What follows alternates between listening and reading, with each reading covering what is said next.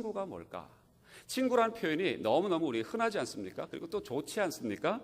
정말 우리 익숙해요. 친구라는 표현 참 익숙합니다. 그렇죠? 야, 우리 친구 하자, 이런 얘기를 자주 하는데 정말 오늘 좀 생각해 봐야 될 단어, 또 주제 아닌가 싶습니다.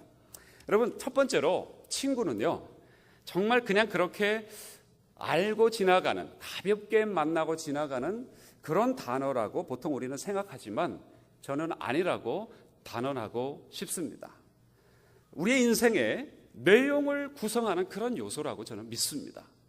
그저 그냥 만나면 뭐라고 부르기가 딱히 어려워서 친구라고 부르지 않고 참으로 하나님이 원하시는, 또 우리가 정말 불러야 될 그런 엑기스를 가지고 있는, 아주 그 핵심을 가지고 있는 인생의 중요한 구성 요소와 같은 그런 내용으로 친구라고 우리가 부르는 그런 이런 단어를 우리가 좀 생각해 봐야 될 것 같다, 그런 것입니다.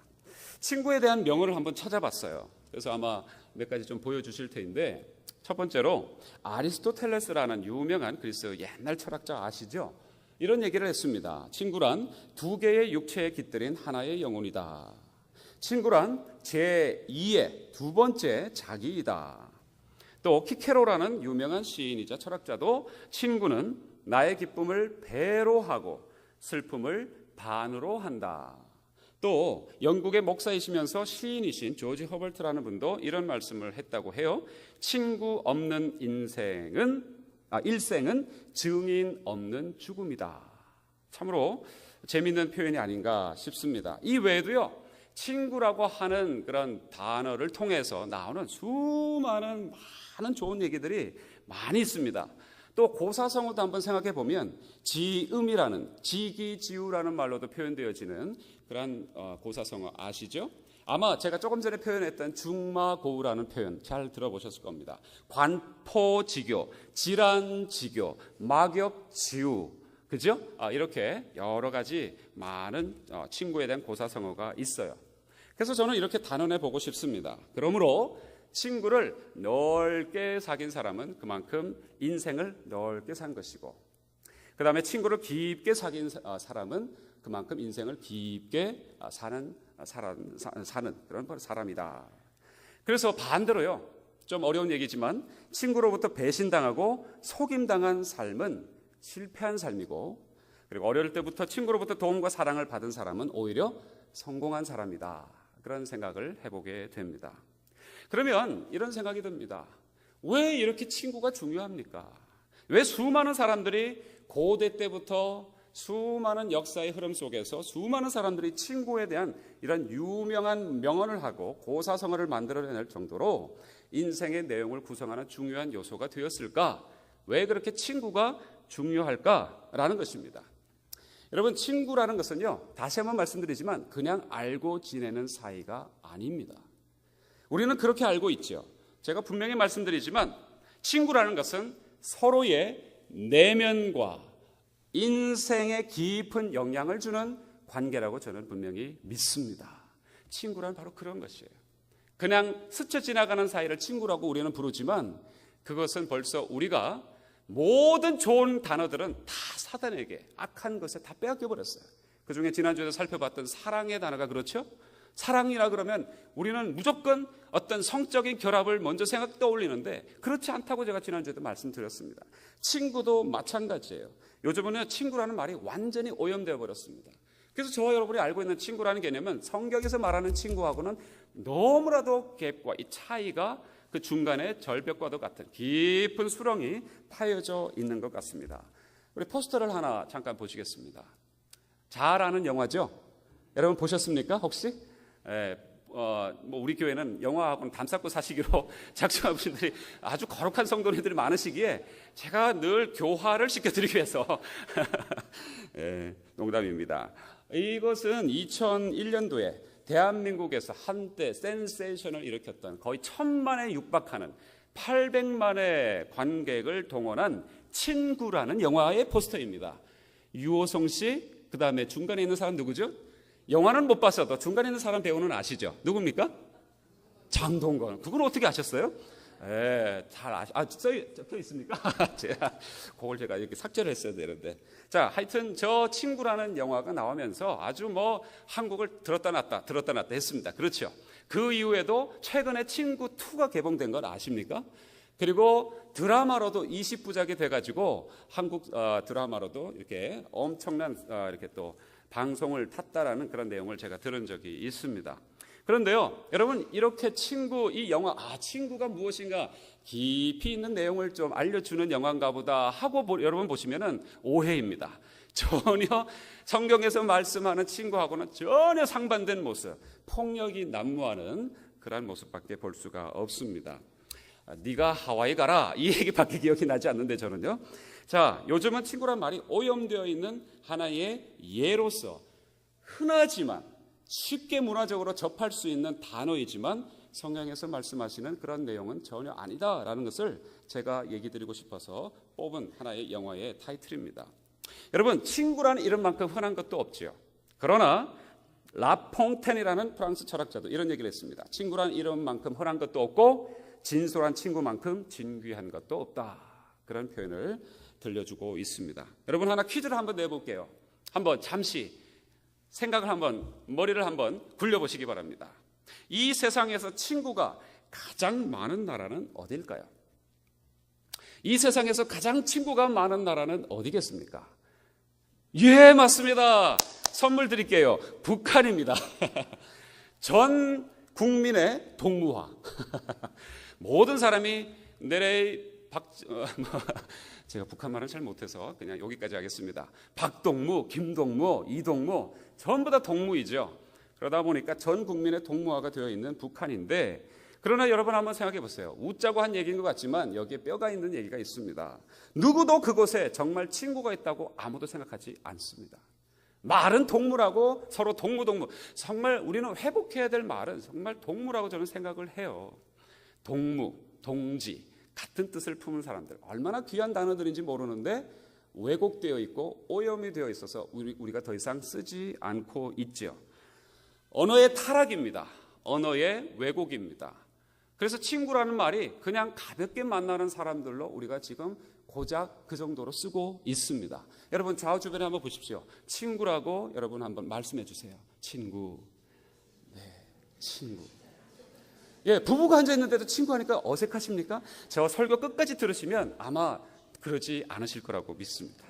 여러분, 친구가 된다는 것은요, 적어 보십시오. 적을 수 있는 분들은 적으시고, 여러분 꼭 마음속에 새겨두실 수 있는 그런 은혜가 있으시길 바라는데, 친구가 된다는 것은 사람이 서로 가질 수 있는 최고의 관계 가운데로 들어간다라는 것입니다. 저는 이것을 믿습니다. 그것이 성경이 가르쳐 주시는 메시지예요. 친구라는 것은 그저 한번 스쳐 지나가는 그냥 저 사람 얼굴 한번 내가 알고 있어라는 정도의 단어가 아니라 서로 가질 수 있는, 남녀노소 할 것 없이 서로 간에 가질 수 있는, 이 사람 나와 상대방이 가질 수 있는, 자아와 타자가 가질 수 있는 최고의 릴레이션십으로 들어가는, 바로 그것이 친구가 된다라는 것입니다. 여러분, 세상에는 많은 관계가 있죠. 어떤 관계들이 있습니까? 부자 관계가 있죠. 부모의 관계가, 부모와 자식 간의 관계가 있죠. 또 부부 간의 관계도 있죠. 세상으로 나가게 되면 또 무슨 관계가 있습니까? 직장 상사와 부하 간의 관계도 있죠. 이웃 간의 관계도 있습니다. 우리는 여기 교회에 모여 있으니, 하나님 앞에 모여 있으니 뭐라고 합니까? 교우 관계, 성도 관계라고 합니다. 모든 것이 다 관계로 묶여져 있지만 이 모든 관계 속에 가장 깊은 곳에 자리 잡고 있는 것은 바로 친구 관계인 것입니다. 그런데 친구라는 단어가 많이 오염되다 보니까 저는 이 단어를 이렇게 쓰고 싶어요. 한번 따라해 보시죠. soul friend. 영어로 써서 죄송합니다만 이 영어로 된 표현이 좀 더 이렇게 마음에 와닿으실 것 같아서 그렇게 표현을 써봅니다. 그냥 친구 그러면 아까 유호성 씨, 장동건 씨 생각할 것 같아서 친구라는 말 쓰지 않고 soul friend, 영혼의 친구라는 그런 단어를 저는 쓰고 싶습니다. 친구 관계, 바로 가장 모든 관계 속에 가장 기본 파운데이션, 바로 그 밑바탕에 하고 있는 가장 깊은 관계, 바로 소울 프렌드라는 것이죠. 요나단과 다윗의 관계가 바로 그런 관계입니다. 소울 프렌드입니다. 여러분, 요나단이 사무엘상 18장 1절 말씀을, 오늘 본문은 아니었지만 그래서 제가 자막에 하나 적어드렸습니다. 18장 1절 같이 한번 읽어볼게요. 시작. 다윗이 사울에게 말하기를 마침에 요나단의 마음이 다윗의 마음과 연락되어 요나단이 그를 자기 생명같이 사랑하니라. 아멘. 요나단의 마음이 다윗과 연락되어 요나단이 다윗을, 그 사람을, 다윗을 자기 생명같이 사랑했다라고 성경은 기록해주고 있습니다. 이 원래 원문은 크납소라고 그러는데 자기 생명같이, in his own soul, 자기 영혼이에요. 그 사람을 볼 때 자기 영혼처럼 생각하면서 어떻게 해요? 사랑하였더라라고 얘기합니다. 이것이 소울 프렌드입니다. 이것이 소울 프렌드예요. 다윗과 요나단이 가진 바로 이 소울 프렌드. 여러분, 초반에 말씀드렸던, 서두에 말씀드렸던 그 관포지교 잘 아시죠? 그 내용은 제가 디테일하게 말씀드리지는 않겠습니다. 아실 거라고 믿고, 관중과 포수가의 그 놀라운 우정의 얘기가 바로 관포지교라는 사자성어로 등장하지 않습니까? 동양의 최고의 우정으로 칭하는 바로 그 한 가지의 일화입니다. 서양의 최고의 우정은 누구일까요? 바로 오늘 본문에 나오는 다윗과 요나단입니다. 여러분, 다윗과 요나단의 우정이 최고일까요? 아니면 동양 최고의 우정이라고 할 수 있는 관포지교라고 우리가 알고 있는 관중과 포수가의 우정이 최고일까요? 여러분, 어떤 것이 챔피언일까요? 어떤 것이 더 귀한 우정일까요? 과연 정말 우리가 비교나 할 수 있을까요? 둘 다 비슷하겠지요. 정말 둘 다 아름다운 우정을 표현해주고 있습니다. 그러나 더 중요한 것은 관포지교가 아니라 다윗과 요나단의 우정인 줄로 믿어요. 왜냐하면 그것은 성경에 기록되어 있고, 우리는 성경 말씀을 통해서 그들의 인생, 이 두 사람의 우정을 통해, 이런 소울 프렌드라는 것을 통해서 우리에게 주시고자 하시는 하나님의 메시지가 있기 때문인 줄로 믿습니다. 여러분, 성경 말씀은 지난주에도 말씀드렸지만 어느 하나 의미 없는 그런 메시지는 없습니다. 분명히 영적 메시지를 갖고 있어요. 우리가 생각했을 때는 도대체 이 이야기가 왜 적혀있지 하지만 하나님은 그 이야기를 통해서 언젠가 저와 여러분에게 분명히 맞닥뜨리게 하실 그 놀라운 영적 메시지를 가지고 기록되어 있는 줄로 믿습니다. 그러하기에 어떤 메시지일까요? 성경의 메시지는 딱 두 가지밖에 없습니다. 하나님의 형상을 회복하는 것, 그 다음에 하나님의 나라를 회복하는 것, 그것이 성경의 메시지입니다. 그렇다면 이 두 사람의 얘기는 무엇입니까? 그냥 그저 아주 생긴 것들도 준수한 이 두 사람이, 그냥 청년들이, 아름다운 청년이 그냥 뜻이 좀 맞아가지고 의기투합한, 그래서 그냥 친구가 되었다는 그런 얘기 정도가 아니다라는 것이죠. 이것은 분명히 영적인 이야기입니다. 무슨 얘기라고요? 영적인 이야기입니다. 이 두 사람의 얘기를 통해서 저와 여러분에게 주시고자 하시는 하나님의 형상의 회복의 메시지가 있다는 것이에요. 하나님은 나라에 회복해야 할 그런 메시지가 있다는 것이에요. 그냥 옛날 고대 당시에 어떤 두 사람의 얘기인 것처럼 보이지만 아니에요. 오늘 우리가 경험해야 되는 인간이, 사람이 여기까지 갈 수 있구나, 하나님의 형상을 회복하라는 하나님의 메시지인 줄로 믿습니다. 그리고 이 두 사람의 모습을 통해서 우리도 삶 속에서 오염된 것이 무엇이고, 또는 우리가 어디까지 하나님의 나라를 이룰 수 있는지를 보여주는 영적인 메시지가 담겨있는 그러한 하나님의 사람들의 얘기인 줄로 믿습니다. 소울 프렌드를 얘기하고 있습니다. 여러분, 우리가 살아가면서요, 지금 겪고 있는 많은 문제들 있죠. 저와 여러분이 우리가 겪고 있는 많은 문제들이 있습니다. 외로움이 있죠. 우리의 고독함이 있습니다. 그 다음에 우리가 분노할 때가 있죠. 방황할 때가 있습니다. 또 우리가 이런 표현이 아마 더 많이 다가오실지 모르겠습니다. 재미없죠. 삶이 재미없게 느껴지고 또 불안하고 염려스럽고 고통 가운데 있는 그 이유가 무엇인지 아십니까? 저는 이 말씀을 보면서 그런 생각을 해봅니다. 이 모든 것의 대답은 우리에게 진정한 영적 친구, 소울 프렌드가 없기 때문이다. 저는 그렇게 믿습니다. 여러분, 부부가 같이 살면서도 마음을 나눌 수가 없을 때, 여러분, 동상이몽이라는 말은 옛날 얘기가 돼버렸죠. 부부가 같은 침상에서 자지만 한 마음 전혀 갖고 있지 않습니다. 어떤 데이터 통계 자료에 의하면 동상이몽은 말할 것도 없고 정말 전혀 다른 생각으로 살아가는, 그리고 적대 관계나 다를 바 없이 살아가는 부부가 93%나 된대요. 7%밖에 마음에 있는 얘기를 솔직하게 서로 꺼내놓는 부부는 7%밖에 되지 않는다라는 리서치 통계 자료가 있더라고요. 여러분 놀랍지 않습니까? 그러면 여기 100분이 앉아 계신다 치면 몇 명만 부부관계가 제대로 되고 나머지는 다 동상이몽이에요. 여러분 부부가 같이 살면서도 마음을 나눌 수 없을 때 서로 소울 프렌드가 되지 못하면 여러분 절망합니다. 부부관계에 위기가 오는 것이에요. 여러분 그래서 부부관계 이전에 부부는 친구가 되어야 하는 줄로 믿습니다. 무슨 얘기라도 서로 꺼내놓을 수 있고 어떤 허물과 상처도 얘기할 수 있는 그런 친구관계 말이죠. 여러분 자녀 관계도 마찬가지예요.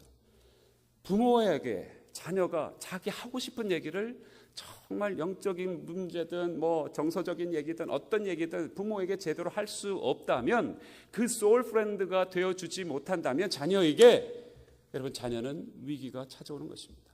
방황하게 되어 있는 것입니다. 여러분 저와 여러분이 옛날 그 방황했던 시절을 생각해 보시면 잘 알지 않겠습니까? 그렇죠? 여러분 자녀는 소울 프렌드를 찾고 있습니다. 여러분 훈육자 또 다른 티처 엄격한 severe 티처를 구하고 있지 않습니다. 세상에 널리고 널린 것이 그런 티처들이에요. 자녀가 원하는 것은 소울 프렌드입니다. 여러분 교회도 마찬가지예요. 그런 친구를 찾고 싶어서 이 자리까지 나오신 줄로 믿습니다. 그래서 그 친구를 찾는데 교회도 옵니다.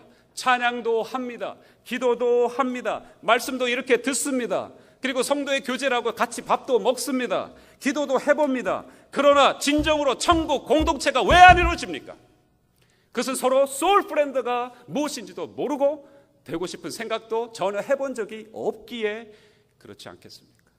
여러분 모든 관계의 이면에는 친구, 바로 이 소울 프렌드가 존재하고 있는 줄로 믿습니다. 오늘 그 친구를, 바로 이 소울 프렌드를 저와 여러분에게 주님이 회복시켜 주실 줄로 믿습니다. 여러분 신앙의 가장 아름다운 것은요, 우리가 지금까지 경험한 것 지금까지 경험한 그 어떤 것하고도 비교할 수가 없습니다. 나 다 해볼 거 다 해봤어. 천만에요, 만만해요. 천부당 만부당 말씀이십니다. 경험해야 될 것이 얼마나 많이 있는데요. 여러분 이것을 우리 공동체를 통해서 하나님이 부어주시려고 지금 작정하시고 기다리고 계십니다. 저와 여러분에게 이것을 하나님이 부어주실 것이고 우리가 경험하면서 놀라운 소울 프렌드 관계가 되실 수 있기를 축복합니다. 여러분 우리 영적 친구가 그래서 필요한 것이에요. 그냥 옵션이 아닙니다. 선택사항이 아닙니다. 따라해 보시죠. 절대적으로 필요하다. 할렐루야. 그냥 여러분 교회 생활하면서 좀 상처받았다고 포기하지 마세요. 옛날에 어떤 가수, 그 현진영인가요? 현진영이 아니죠. 그 가수가 이런 노래를 했습니다. 너 포기하지 마. 좀 이럴 때는 웃어주셔야죠. 가만 계시면 저보고 어쩌라고요. 이걸 어떻게 이 사태를 수습하라고요. 여러분이 그렇게 재미없이 사시면 천국도 재미없이 사실 겁니까? 네. 여러분 다시 한번 불러드릴까요? 어떻게 웃으실지 모르겠습니다. 영적 친구는 옵션 상황이 아닙니다. 여러분 수많은 인맥을 가지고 있다 하더라도 정말 한 사람의 영적 친구가 있으면 여러분 세상을 얻은 것과 같으실 것입니다. 여러분 인맥들 여러분 많다고 자랑할 필요 없어요. 여러분 돈 떨어지면 다 떨어져 나갑니다. 그렇죠? 아주 간단합니다. 여러분 건강 떨어져도 다 떨어져 나가게 되어 있습니다. 물론 좀 남는 사람들이 있죠. 그 왜 남을까요? 거기까지 제가 대답은 안 드리겠습니다. 생각해 보세요. 분명히 금방 답이 나올 것입니다. 여러분 절대로, 그래서 오늘 저와 여러분이 기도해야 될 제목이 하나 있습니다. 우리가 기도해야 될 제목이 있습니다. 하나님 이런 영적 친구를 저에게 주십시오. 아멘. 아멘. 네. 우리가 받은 은혜와 신앙의 힘을 다 동원해서라도 하나님 소울 프렌드를 만들기 위해서 노력해야 됩니다. 여러분 제가 이번에 그 중마고 중학교 2학년 때부터 알고 지냈던 그 중마고 동창을 만나면서 이런저런 얘기를 했어요. 그 친구가 마지막으로 뉴저지에 있는 공항에 제가 바라다 주면서 잠깐 한 1시간 정도 가는 길에 그런 얘기를 하더라고요. 자기가 너를 만났는데 참 많은 것을 이렇게 도움도 받고 도전도 받고 정말 친구가 좋구나라는 것을 경험을 했다고 하면서 이런 얘기를 살짝 들려줍니다. 자기가 초등학교 친구도 있다고 해요. 또 고등학교 친구도 있다고 해요. 대학교 친구도 있다고 합니다. 그래서 이야 서로 뭐 요즘은 젊은 사람들은 페이스북이다 뭐 카톡이다 해서 서로 많이 만나고 서로 이렇게 알게 되지 않습니까? 그렇죠? 그래서 서로 초등학교 동창들, 뭐 중학교, 고등학교 뭐 동창들, 뭐 심지어 유치원 동창들까지 만나고 이렇게 서로 이렇게 교제를 하는 것 같아요. 근데 그런 얘기를 다 들려주다가 갑자기 이 친구가 이런 얘기를 합니다. 처음에는 너무 반가워가지고 동창 모임에 막 간다고 합니다. 두 번째도 간다고 합니다. 막 회비도 내고 우리 언제 어디로 갈까? 강원도로 갈까? 제주도로 갈까? 막 서로 그러면서 막 의기투합해서 막 너무 반가워서 난리를 치지만 한 세 번째부터 해서 10명이라면 한 명씩 떨어지는, 이렇게 나가서 떨어지는 분들이 생기더랍니다. 왜냐하면 계속 모이기가 만만치가 않거든요. 돈도 있어야 되고 지위도 생각해야 되고 또 여러 가지 어려운 환경 속에서도 그렇게 시간을 마련해야 되는 그런 입지와 여건이 필요하니까 쉽지도 않았지만 열심히 밥도 먹고 열심히 같이 같이 여행도 하고 했지만 그러나 그 마음속에 왠지 허전한, 우리가 이렇게 만나는 이유가 뭐지? 목적이 뭐지?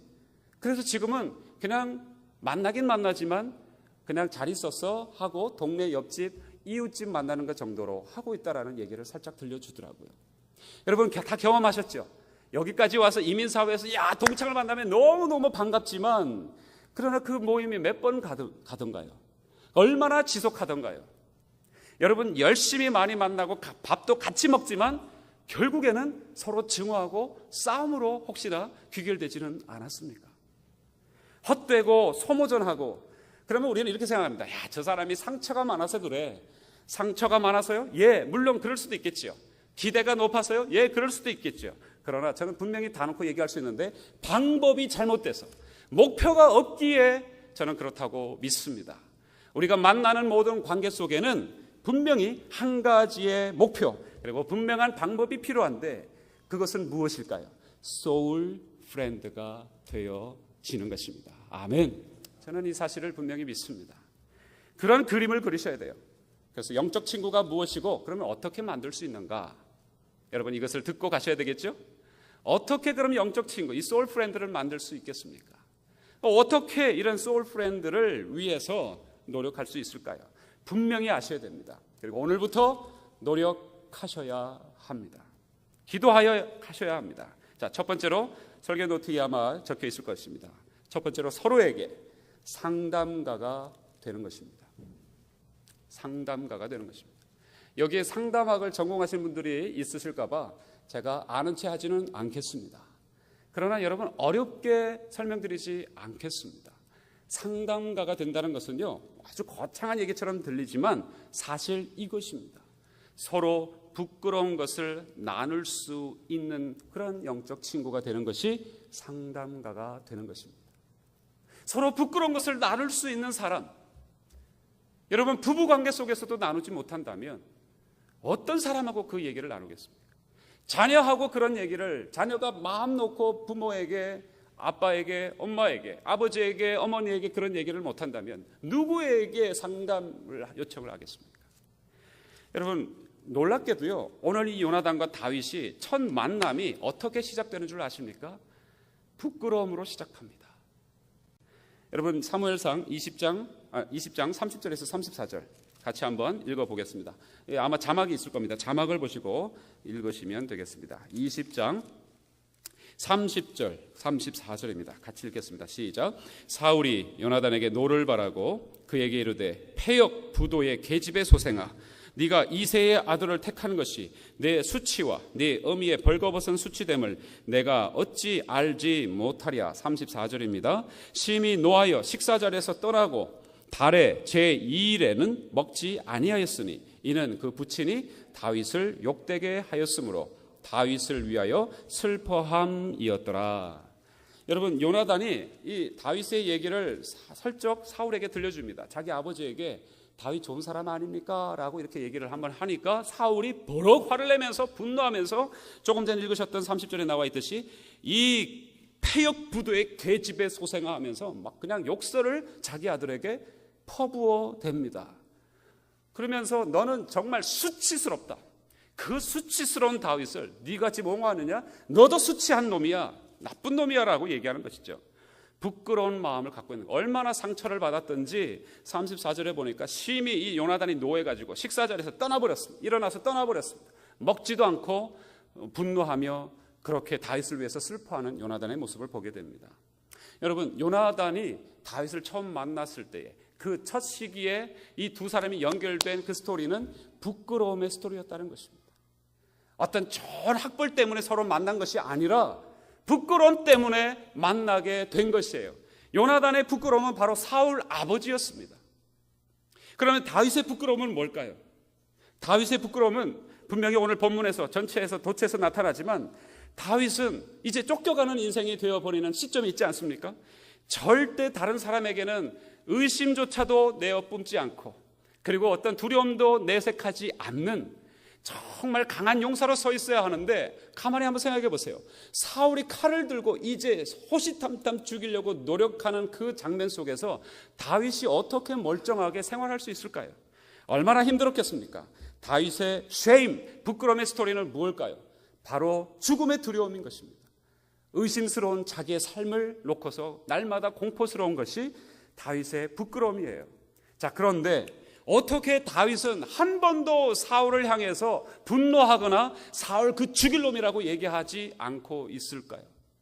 한 번도 사울을 향해서 삿대질을 하거나 그렇게 비하하는 발언을 하지 않을까요? 여러분, 이게 어떻게 가능할까요?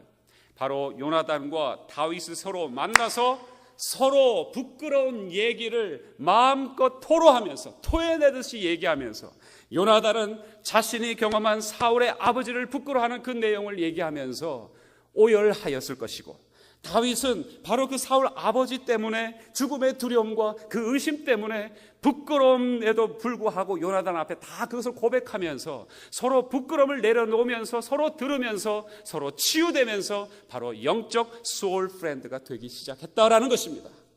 여러분, 잘난 얘기하면 절대 우리는 친구 될 수가, 영적 친구 될 수가 없습니다. 부끄러운 얘기도 우리가 나눌 수 있는 영적 친구가 절실히 필요하고요. 그리고 우리가 그렇게 나눌 수 있기를 간절히 주님의 이름으로 소원해 봅니다. 여러분, 이것이 진정한 영적 공동체를 이루는 비결이라고 저는 믿습니다. 여러분, 나중에요, 이 사울과 요나단이 한 자리에서 죽죠. 전쟁에서 죽습니다. 죽죠. 그런데 이것을 가지고 다윗이 사무엘하 1장에 비가를 져서 시를 져서 노래하죠. 다윗이 요나단을 향해서 그렇게 비가를 가지고 애통하고 슬퍼하는 것은 충분히 이해합니다. 자기가 사랑했던 사람이니까. 근데 사울을 향해서도 똑같이 두 용사라고 하면서 슬퍼하고 절대 사울을 비웃거나 잘 죽었다라고 마음속에 그런 표현을 하는 적이 성경에 전혀 기록되어 있지 않습니다. 왜 그럴까요? 요나단이 자기 아버지 때문에 당한 상처와 그 부끄러움을 토로했을 때 오히려 분노가 부끄러움으로 바뀌고 그 부끄러움조차도 이제는 덮어주고 하나님 앞에 용서해야 되고 그 영혼을 위해서 내가 정말 깊이 하나님 앞에 중보하고 나아가야 되겠다라는 귀한 마음이 다윗에게 찾아들었기에 바로 이렇게 사울을 끝까지 품에 안아줄 수 있었을 줄로 믿습니다. 저와 여러분들도 이 부끄러움의 얘기가 나눠지면, 허물이 덮여지면 어떤 것도 다 감당해 나가게 되는 것이에요. 여러분, 아내가 남편에게 부끄러운 얘기를 할 때에 남편이 아니 그런 얘기를 이제 해? 여러분, 그러지 마십시오. 역으로도 마찬가지입니다. 그 부끄러움의 얘기를 들어줄 때에 그 부부는 진정한 소울 프렌드가 되게 될 줄로 믿습니다.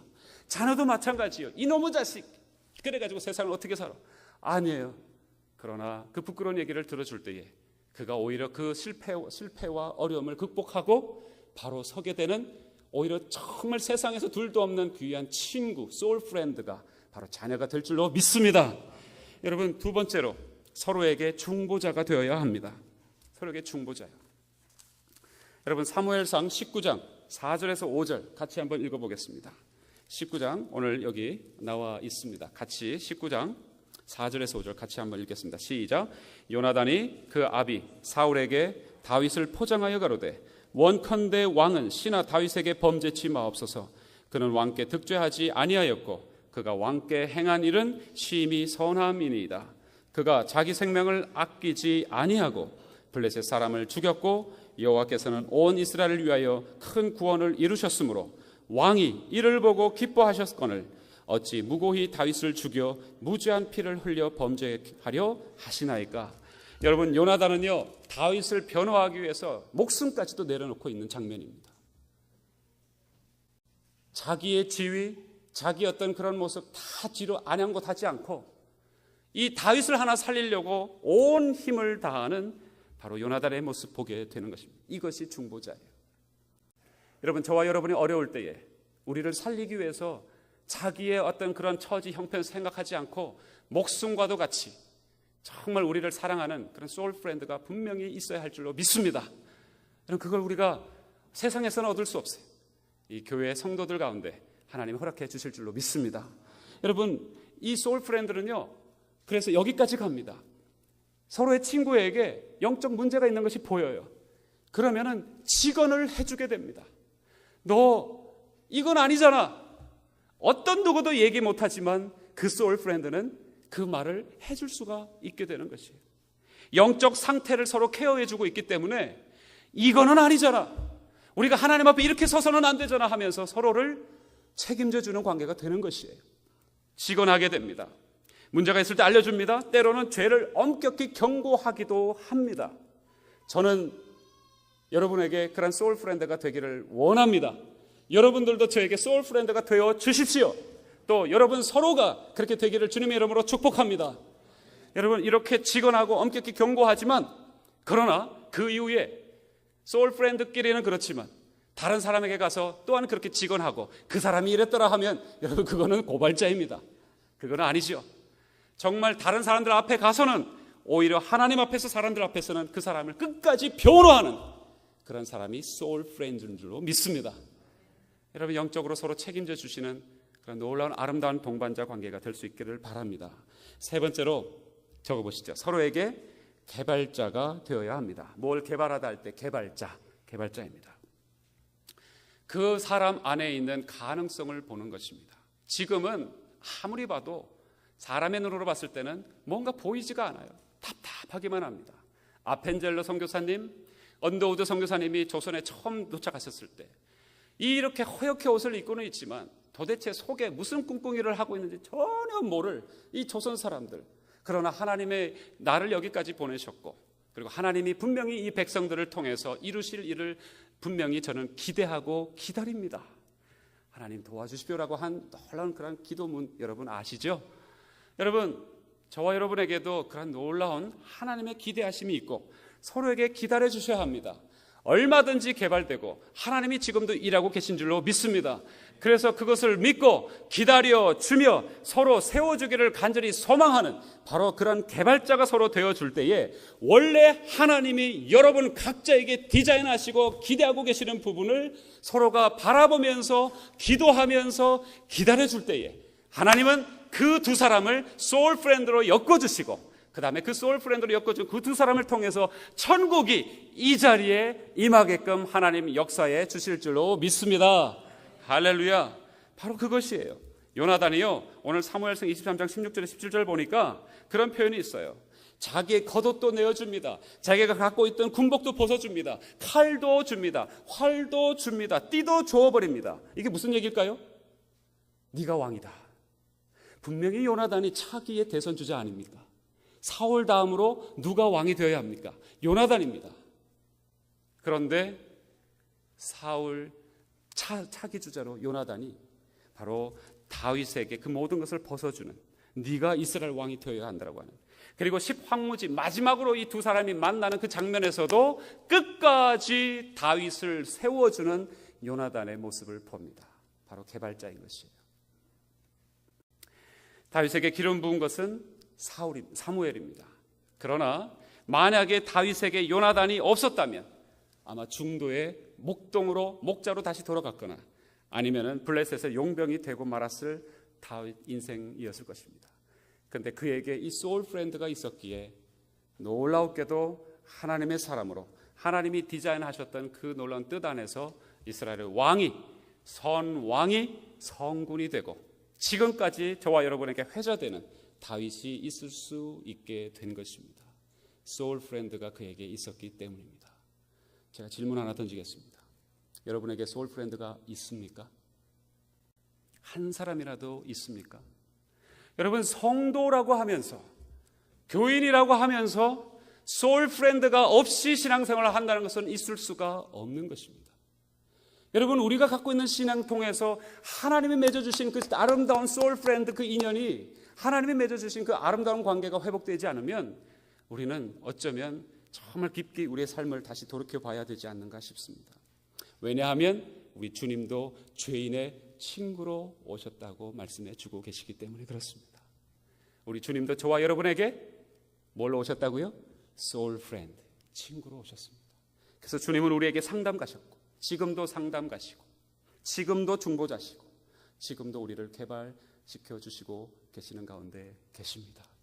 여러분, 저와 여러분이 서로에게 소울 프렌드가 되어야 됩니다. 우리 좌우에 우리 계시는 분들에게 다시 한번 손을 꼭 붙잡으면서 소울 프렌드가 되기를 원합니다. 말씀해 주세요. 십자가에 모여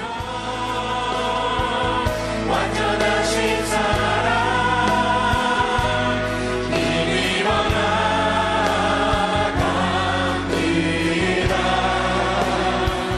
십자가에 모여 완전하신 사랑 이미 예배한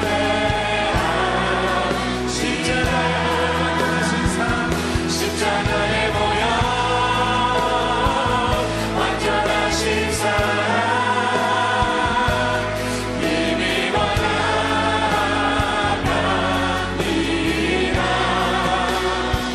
십자가에 모여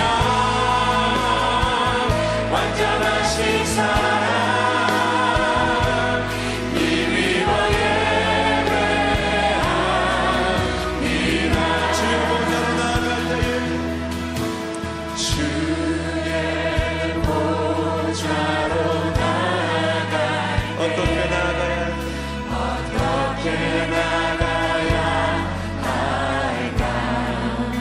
나를 구원한 주의 십자가, 나를 구원한 주의 십자가, 그것을 믿으며